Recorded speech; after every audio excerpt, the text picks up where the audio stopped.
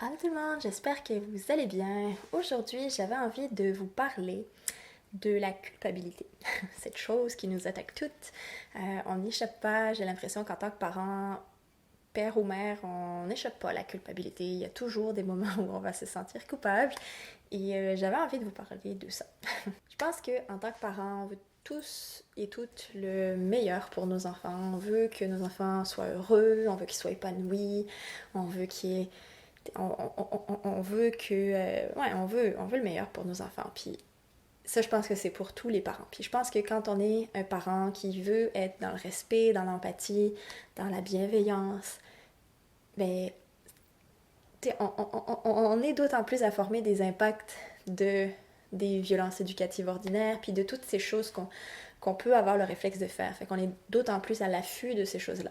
Je pense que c'est hyper épuisant d'être un parent. C'est épuisant d'être un parent tout court, c'est épuisant encore plus d'être un parent bienveillant, selon moi. Et parce qu'on sait ce qu'on veut, on sait ce qu'on veut pas faire, puis on est tout le temps à l'affût de ces choses-là qu'on veut pas faire. On repousse tout le temps ces réflexes-là, mais c'est des fois plus fort que nous, puis on culpabilise d'autant plus à ces moments-là. Je pense qu'en tant qu'adulte, on a souvent vécu des violences éducatives ordinaires quand on était plus jeune. Ceux qui n'en ont pas vécu, mais vous êtes très chanceux, je pense, parce que notre génération et les générations d'avant, puis même les générations après, sont, c'est quelque chose qui était vraiment très ordinaire. Puis moi, personnellement, j'ai grandi avec des fessées, des gifles, des menaces. J'ai comme tout eu. Pas les plus intenses, mais j'en ai eu beaucoup. Puis c'est d'autant plus difficile parce qu'on l'a vécu, on reproduit ces schémas-là. Et donc, c'est ça, comme je disais, on sait ce qu'on veut, on sait ce qu'on veut pas. Et c'est épuisant. Et comme on a ces réflexes-là, comme on est dans ce cercle vicieux-là, mais on culpabilise parce que on a levé le ton, parce qu'on a posé un geste qu'on n'aurait pas voulu poser, parce que on a menacé, parce que on a empêché de faire quoi que ce soit. On culpabilise pour beaucoup de choses. Et c'est normal. Et j'avais juste envie de vous dire que vous n'êtes pas seul à culpabiliser. Moi, je culpabilise beaucoup, trop. Je pense que tout le monde culpabilise trop, mais moi, je fais partie des personnes qui culpabilisent beaucoup parce que c'est ça. Je lis beaucoup, je suis très informée et des fois, ben, ça a des côtés négatifs d'être informé parce que on se dit dans le déni, ben, on s'en rend pas compte de toutes ces choses-là qu'on fait. Et, et au final, on vivait bien mieux, mais bon, c'est pas ce que je pense, hein. Ça, c'est ce que je me dis dans les moments de doute. Mais en vrai, je suis contente d'être informée puis de faire toutes ces choses que j'aurais pas faites sinon, ou de pas faire toutes ces choses que j'aurais faites sinon. Mais ça a aussi un revers de la médaille que quand on fait quelque chose, ben des fois on culpabilise de l'avoir fait. On est toujours à l'affût de nos réactions, on se dit toujours qu'on aurait pu faire mieux, on se dit toujours qu'on aurait pu réagir autrement ou qu'on aurait pu être plus présent, qu'on aurait pu être moins sur notre téléphone, qu'on aurait pu, je sais pas moi, oublier la télé cette journée-là, qu'on aurait pu, j'aurais pu l'occuper en faisant ça, en faisant ci, puis ça nous monte dans le cerveau, puis la culpabilité embarque. Et ouais, j'avais juste envie de vous lancer un petit message là, juste avant les fêtes, que c'est correct, puis c'est normal, et vous n'êtes pas seul, et je pense qu'on passe tous par là, on n'y échappe pas, puis la personne qui culpabilise jamais, je pense qu'elle a un gros problème de remise en question, et c'est sain aussi de culpabiliser dans le sens où c'est pas un sentiment je sais pas si c'est un sentiment là, mais c'est pas une sensation qu'on doit éviter en fait, parce que pour moi, quand on culpabilise, c'est qu'on réalise quelque chose.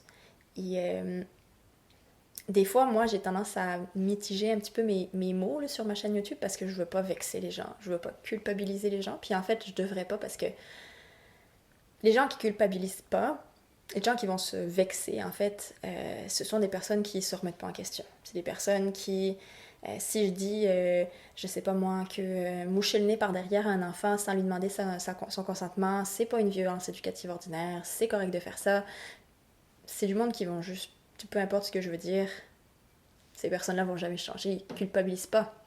Parce que ça les vexe, parce que ils ont l'impression de se sentir attaqués. Mais si je fais culpabiliser quelqu'un, puis je le fais pas du tout avec une intention malveillante, là, au contraire, si la personne culpabilise, c'est qu'elle réalise qu'il y a quelque chose qu'il y a une raison de culpabiliser au final. Je sais pas si c'est très clair dans ce que je dis, là. Dans ma tête, ça l'est, mais des fois, hein. Mais pour moi, en fait, ce que je veux dire, c'est que pour moi, la culpabilité, c'est quand même une bonne chose. Dans le sens où, quand on culpabilise, c'est qu'on réalise qu'on a fait quelque chose qu'on n'aurait pas voulu faire.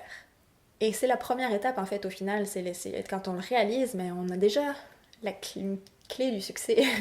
On a déjà la première étape de fait. Une fois qu'on réalise, ben, on peut prendre la décision de tasser ça puis continuer ce qu'on fait, mais si on écoute ses sentiments, si on écoute ce qui se passe en dedans de nous, mais si ça nous a fait culpabiliser, généralement, on n'a pas envie de le reproduire. Si j'ai culpabilisé parce que j'ai utilisé trop mon téléphone aujourd'hui, mais théoriquement, je devrais mettre en place des choses pour ne pas utiliser mon téléphone le lendemain, autant au moins, et être plus présente avec mon enfant, par exemple. Si j'ai culpabilisé parce que j'ai levé le ton, théoriquement, je devrais essayer de penser à des stratégies pour ne plus avoir à le refaire. Puis ça va arriver à nouveau. C'est pas... je pense que, tu sais, on est tous humains, puis c'est normal de refaire plusieurs fois les mêmes erreurs. Mais ce qui est important, c'est que si on culpabilise, c'est qu'on réalise que c'est quelque chose qu'on veut pas faire, mais on met en place des choses pour éviter de les refaire. Si on culpabilise pas, ben, tu sais, on s'en fout au final.